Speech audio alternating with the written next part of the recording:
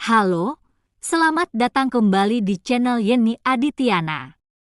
Coba bayangkan, kalian hidup di sebuah negeri besar, negeri dengan sejarah panjang, negeri yang penuh intrik politik, agama, budaya, dan keluarga.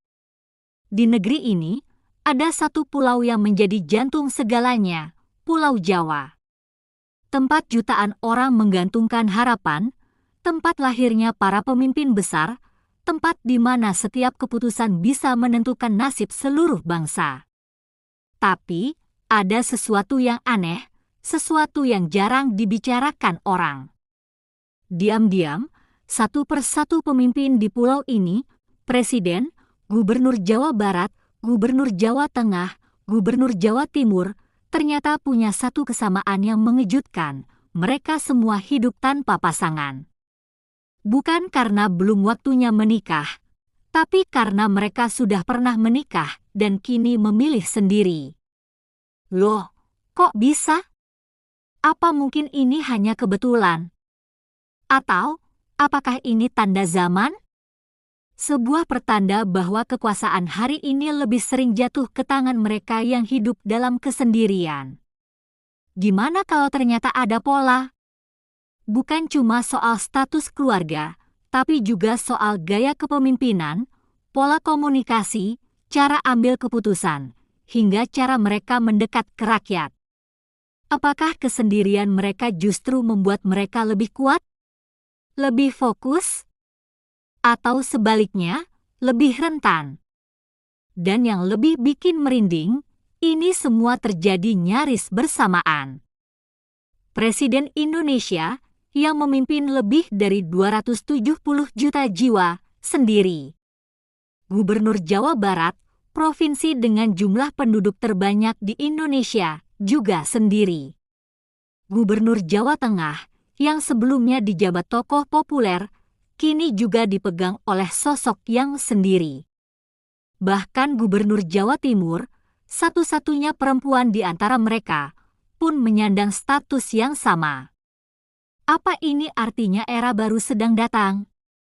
Era di mana pemimpin tak lagi diukur dari siapa yang menemani di rumah, tapi dari siapa yang bisa bertahan dalam sunyi. Sekarang kita mulai dari yang paling atas, Presiden Republik Indonesia, Prabowo Subianto.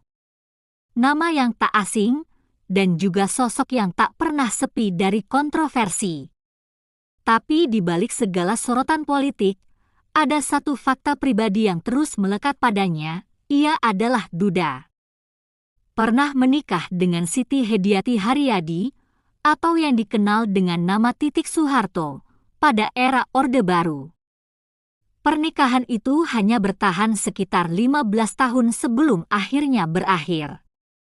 Sejak saat itu, Prabowo tak pernah menikah lagi. Ia hidup sendiri, berjuang sendiri, dan membangun kekuatan politik yang luar biasa sendiri. Dalam wawancaranya dengan Metro TV dan CNN Indonesia, Prabowo menyebut bahwa hidupnya kini hanya untuk Indonesia. Ia mengaku tak ingin menikah lagi karena waktunya terlalu tersita untuk urusan negara. Kata-kata itu bukan hanya sebuah pernyataan, tapi juga semacam deklarasi bahwa ia memilih negara di atas rumah tangga. Dan seperti yang kita lihat sekarang, pilihannya itu mengantarkannya menjadi orang nomor satu di negeri ini. Lalu kita geser ke barat. Jawa Barat, provinsi dengan jumlah penduduk terbanyak di Indonesia. Di sana, ada nama Deddy Mulyadi, mantan Bupati Purwakarta, mantan wakil rakyat di DPR RI, dan kini digadang-gadang sebagai tokoh kuat di tingkat provinsi. Setelah perceraiannya dengan Anne Ratna Mustika, Deddy justru mengalami lonjakan popularitas yang luar biasa. Banyak netizen yang menyebut Deddy sebagai bapak yang dirindukan rakyat kecil. Lewat kanal YouTube pribadinya, ia rajin belusukan, ngobrol dengan rakyat, menyelesaikan konflik, hingga mengadopsi anak-anak tak dikenal yang ia temui di jalan. Apa yang terjadi? Apakah status duda membuatnya lebih dekat dengan rakyat?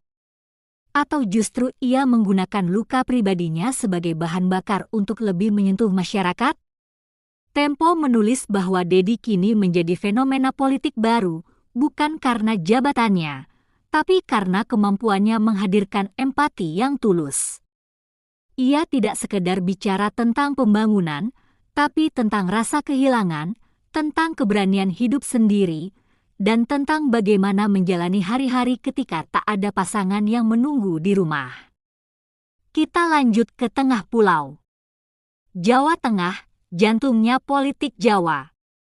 Setelah era Ganjar Pranowo selesai, posisi gubernur diisi oleh Ahmad Lutfi, purnawirawan perwira tinggi Polri, tapi publik baru sadar belakangan bahwa Ahmad juga hidup sendiri. Ia adalah duda. Tak banyak media yang menyorot kehidupan pribadinya, karena memang ia sangat tertutup. Tapi informasi ini dikonfirmasi dalam beberapa laporan resmi Pemprov Jateng. Dan publik pun mulai bertanya-tanya, apakah ini kebetulan lagi? Dan terakhir, kita bergerak ke timur. Jawa Timur. Di sana berdiri seorang perempuan kuat, Hovifah Indar Parawansa. Sejak lama dikenal sebagai tokoh NU, pejuang pendidikan, dan Menteri Sosial era Presiden Jokowi. Tapi satu hal yang juga tak bisa dipungkiri, Hovifah adalah janda. Sejak berpisah dari suaminya, ia membesarkan anak-anaknya sendiri, sambil membangun karir politik yang luar biasa.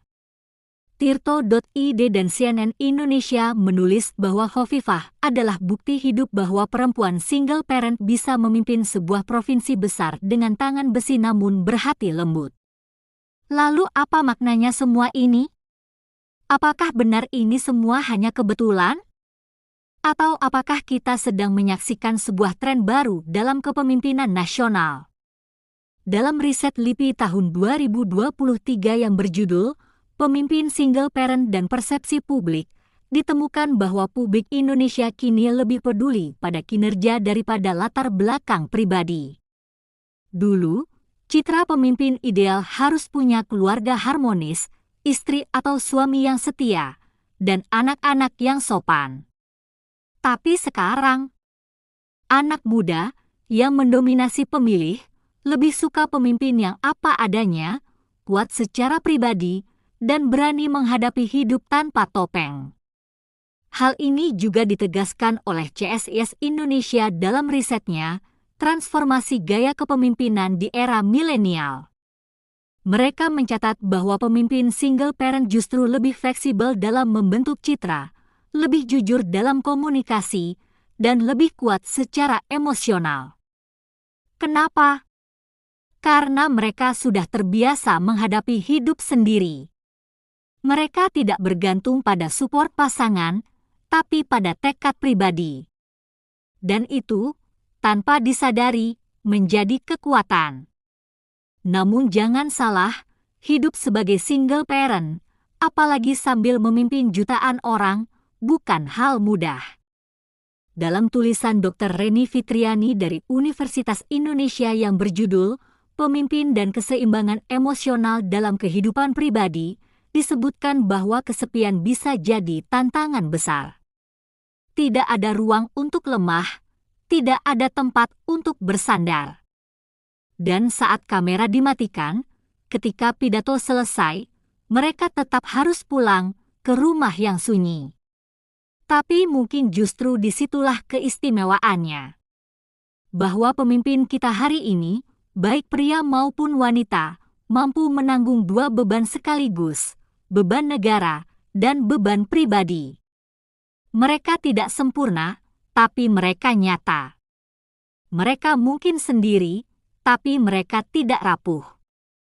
Mereka bukan pahlawan super, tapi manusia kuat yang memilih berdiri, meski dalam kesendirian. Sekarang kalian sendiri, apakah pernah merasa bahwa kesendirian itu justru jadi kekuatan?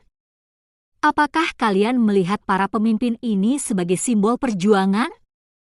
Atau justru merasa prihatin bahwa mereka harus menanggung beban seberat itu tanpa pasangan? Tulis pendapat kalian di kolom komentar. Dan jangan lupa untuk like dan subscribe agar tidak ketinggalan informasi menarik lainnya dari channel ini. Terima kasih telah menonton sampai akhir dan sampai jumpa di video berikutnya.